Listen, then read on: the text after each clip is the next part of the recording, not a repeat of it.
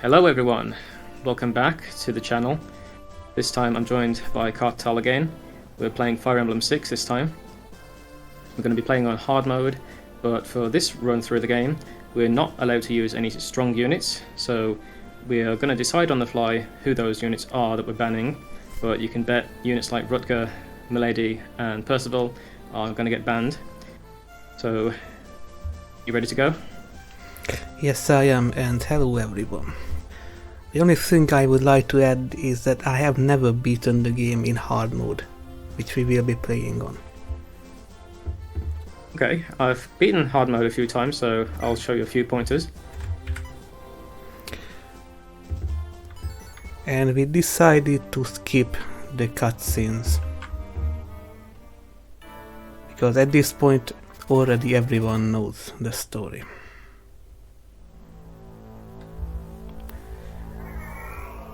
And would you like to take the first turn?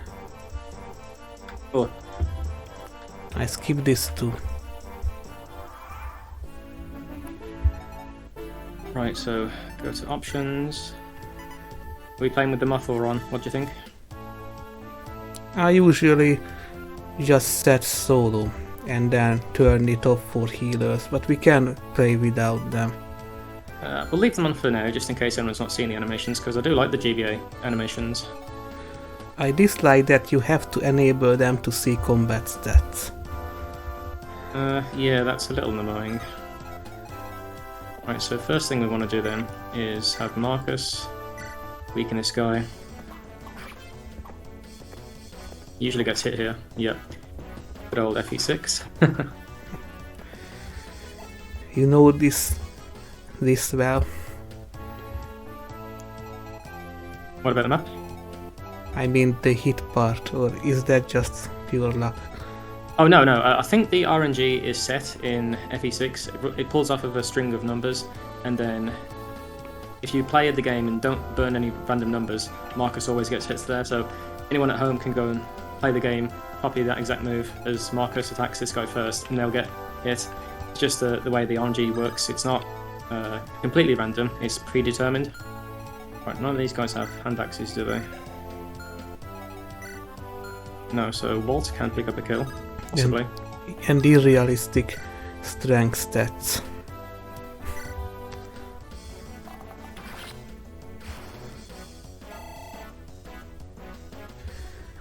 Can you hear me just loud enough?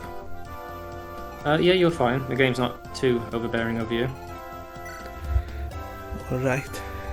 Right, enemies in Chapter 1 do have quite a bit of strength, so we do need to be still a bit careful.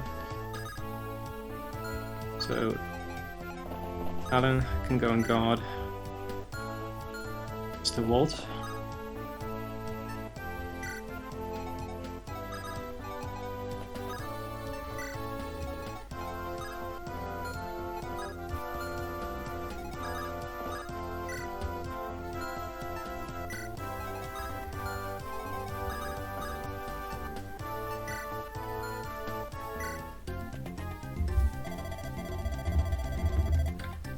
Skipping these two.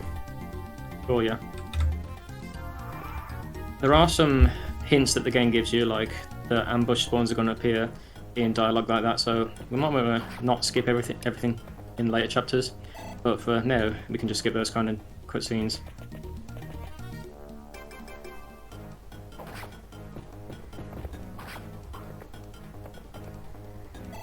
As you can see, the Chapter 1 enemies are still very dangerous. They kill our guys in 2 shots, so can't be too reckless. And now I will be taking the helm. I personally dislike these first chapters because they feel quite unbalanced. I got to the halfway point when I tried hard mode. Definitely want these as fast. Oh yeah, want to put those on fast. I forgot to do that. Any preference for this strat or detail? I'm used to just the basic one. I can do the math on the detailed one, but just leave it on basic, if that's okay with you. I will turn these off because I'm just used to advanced force at this point. Fair enough. So that's 6. And I need to make sure that I don't get doubled here. I don't think any of these guys will get doubled in Chapter 1, but you do need to start considering that in hard mode, because the extra stats that enemies gain in this game is quite ridiculous, especially in the first 7 chapters. So all of these can reach this style. I just have to turtle, basically.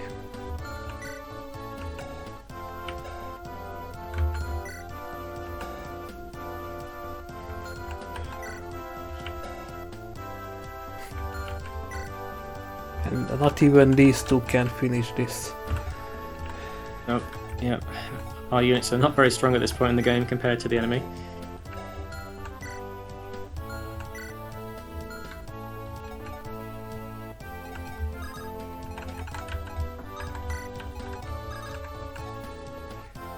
And if I pull back, it's likely to just come here instead.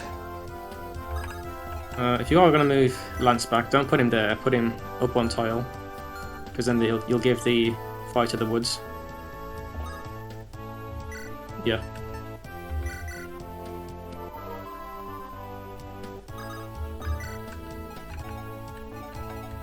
Right, luckily Alan didn't get hit.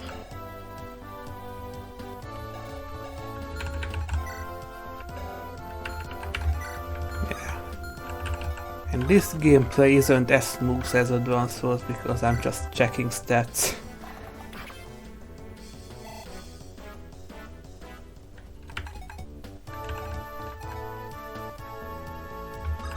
And I think I will just remain passive here. Yeah, have Marcus just choke the point for now. I won't try this because they can just double hit him. How much does the Axe Fighter do and the Archer against Alan? 17. Okay, just checking, because you do need to be careful about that, because they can still deal quite a lot of damage.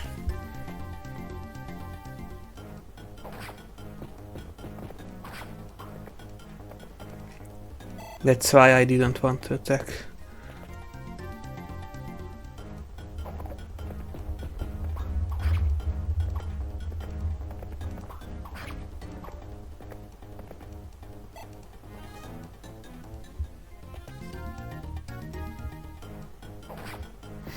Yay. My guys, you gotta dodge something eventually.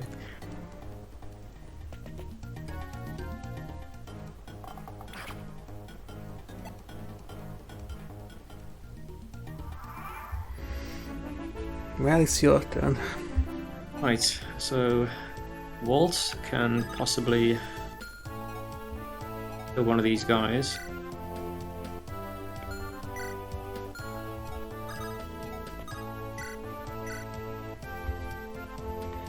Does anyone use Vault?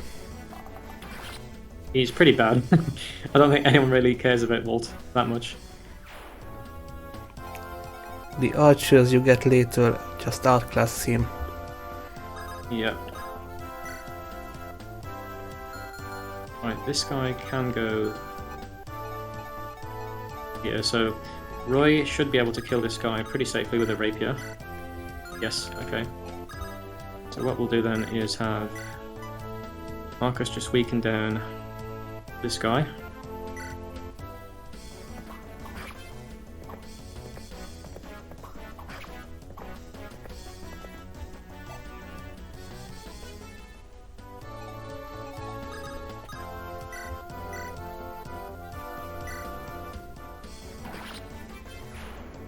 And I forgot, do you get another rapier? Or is this the only one? I think in some other games you do get another one, but in this one I think this is the only one. But it's not really good, because it only deals... It's got 5 might, which is effectively 15 against Cavs and Armor Knights, but they usually have high defense, and they normally have lances, so this ends up being... The rapier doesn't really do much damage. Don't lances take away 1 point because of the triangle, so it's just 12 instead of 15. Mm-hmm. That's quite bad.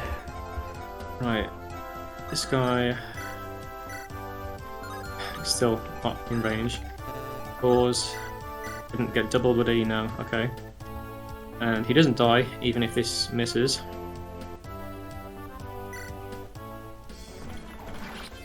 Okay, thank you, Bores.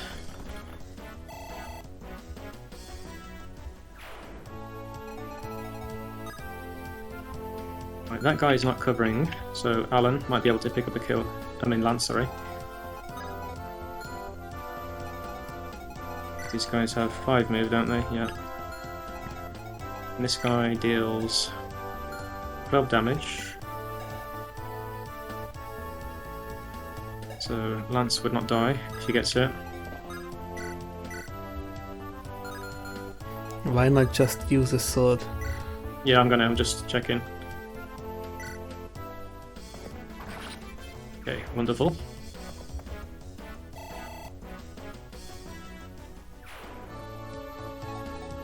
Right, and then Alan can go and sit on one of the forests and grab a vulnerary.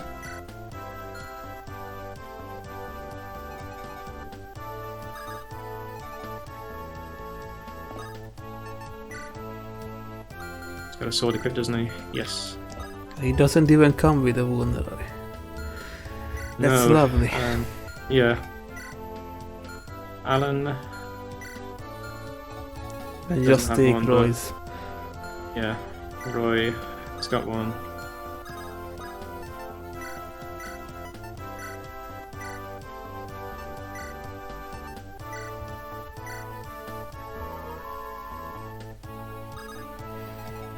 Yeah, the early game is really restrictive. Right, that also stops this guy from getting any good terrain.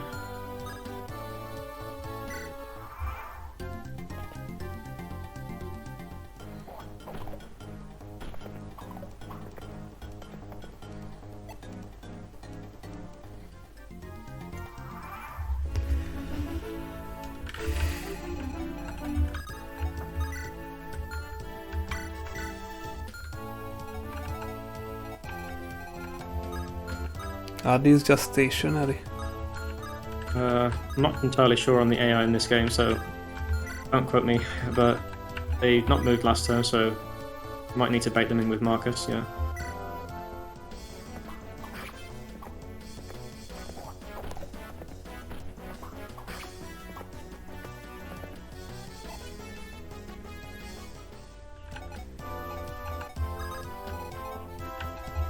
I would let Boars just go and get that, honestly, because he's not going to be useful up top. Yeah, the last time I did it, I moved him here just to get an archer hit, I think. Fair enough. But yeah, I will just do what you suggest. I want to level up Roy, because he's prone to falling off if we don't. Yeah, definitely. He needs quite a bit of experience. Because even with a few levels, he's still usually not very good. It's only really until he gets the Binding Blade when he actually starts getting good.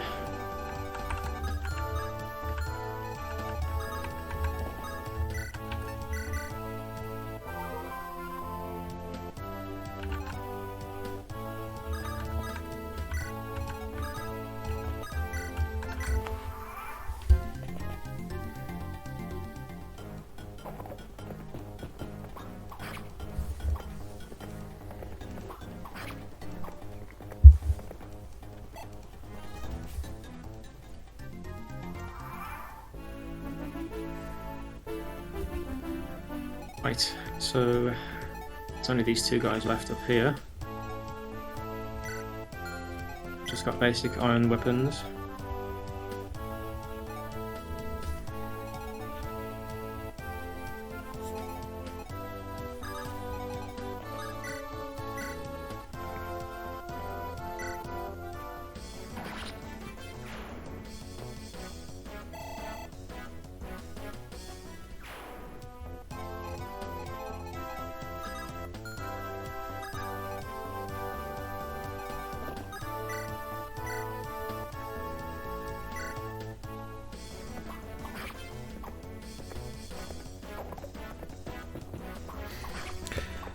I always worry that the hit will land.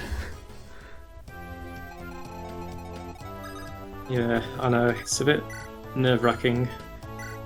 And people always say this game's RNG is bugged. It's not, it's just very, very weird compared to the ones in the other GBA games. Mostly because all the weapons seem to have much lower accuracy than in FE7 and FE8.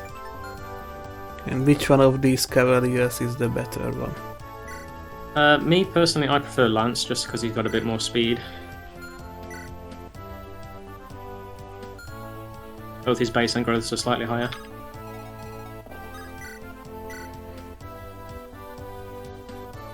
Yeah, I'm going blind here.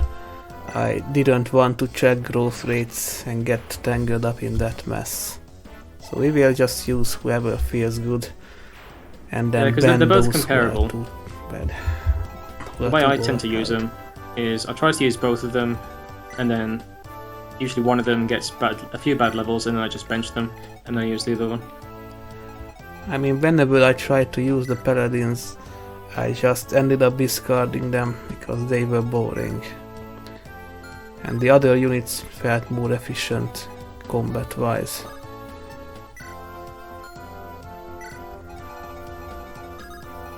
I think I only like the yellow cavalier in FE7.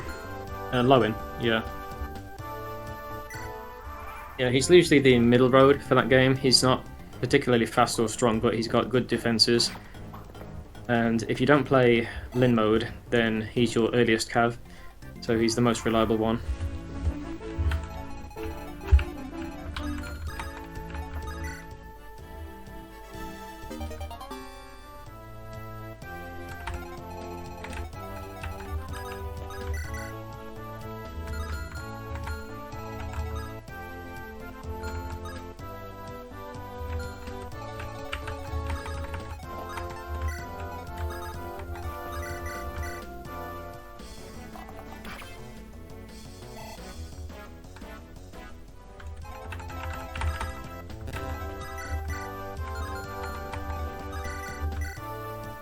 Gotta build those supports, because everyone knows it takes forever to build supports in this game.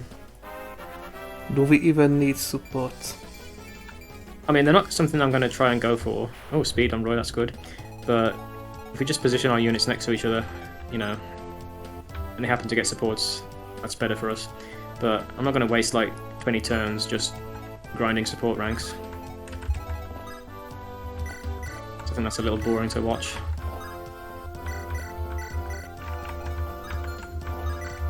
I think even this min-maxing is unnecessary. But I just wanted to do it. And I dislike that because now I don't feel safe using Marcus against the boss. And I don't want to use up the vulnerary either. I think if you just park Marcus in front of the boss and not attack him, then you limit how much damage you can take. And that was bound to happen eventually. Marcus stealing EXP.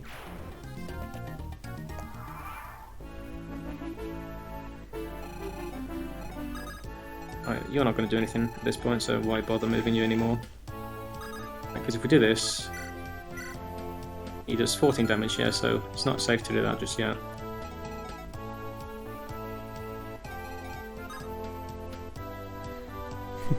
Right, what we can do though is... It might be that one was talking from me, but I would just go for the archer.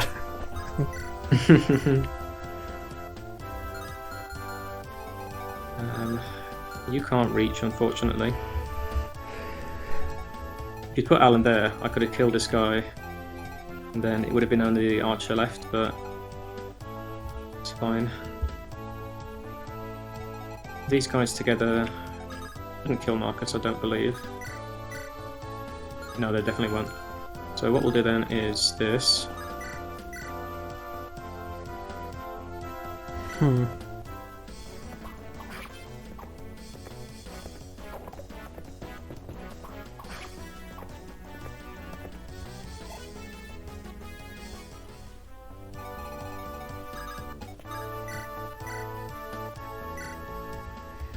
I mean, when I first played this, I always wanted to keep the rapier's uses. And I just It's not a very traded good weapon. one of the swords over to Roy. Yeah, it's not a very good weapon though, so I wouldn't bother. Yeah, now I know that we can just break it and just get a sword later. 12 and 18. Alan is the most defensive of the cabs. So if he heals, can he live? That's what? 18. Okay, 30 damage. If he's got 6 defense and he's at 21, yeah, he should live.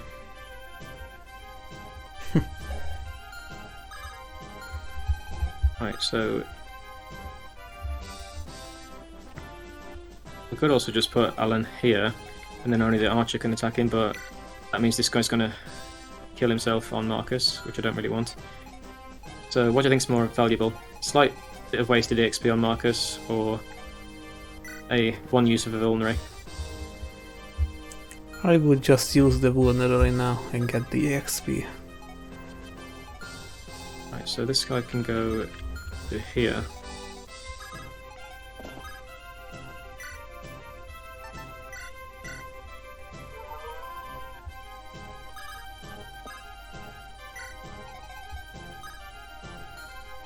Right, and if we put Lance there as well, as I said, I'm not going to be too concerned about building supports, but if we can get a few points towards the level of supports, why not? Oh, he still goes for Marcus. Interesting.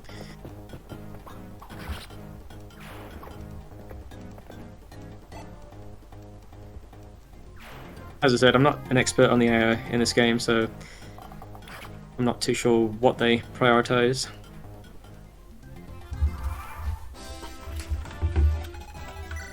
Okay, now if you wanted to kill this guy with an iron sword, the archer with Roy, I wouldn't mind that, because there's no immediate risk of him dying.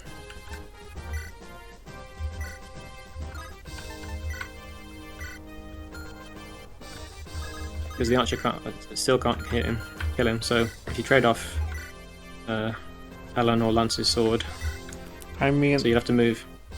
there's no need to. We can just gang up on him. Yeah.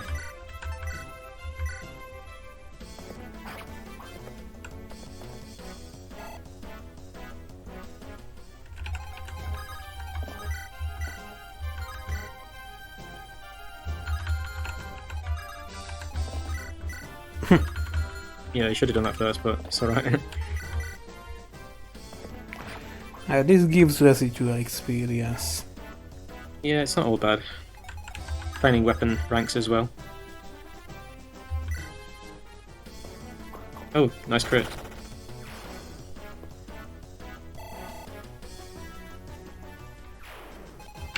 Right, and then if you want to put Marcus in front of the boss, he'll still take the hit, because I think he does 14 damage to him. So if you don't attack with Marcus, then he's completely safe. I will heal at least. Just to make sure. Fair enough. I think Just the guy's to got very low hit rates against him, but it's alright.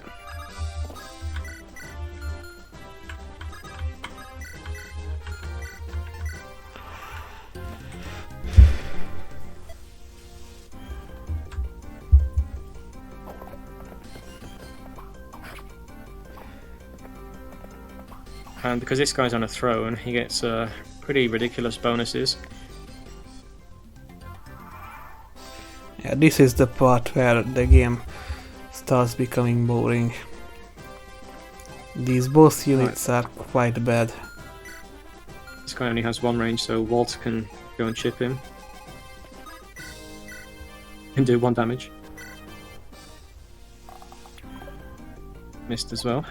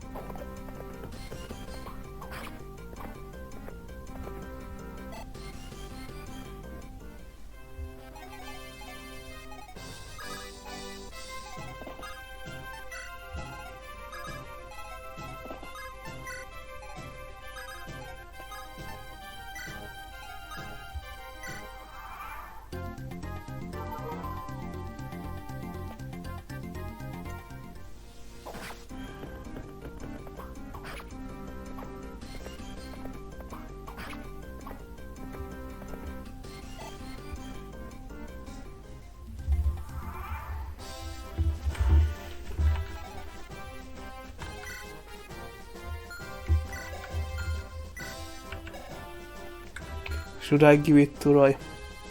What's his hit rate with the rapier? Because if it's not 100%, don't do this. I mean, we can just rescue him. Yeah, but he's gonna die if he gets hit. 92. Oh god. I mean, it's GBAFE, so it's probably very likely that it does hit, but the odds are still there. I would gamble it. Well, screw it. It's the first chapter. Let's go.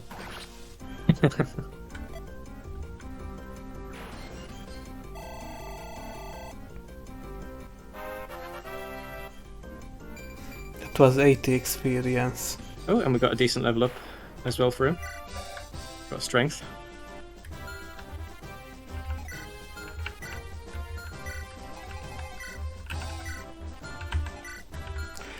And we're out of vulneraries already.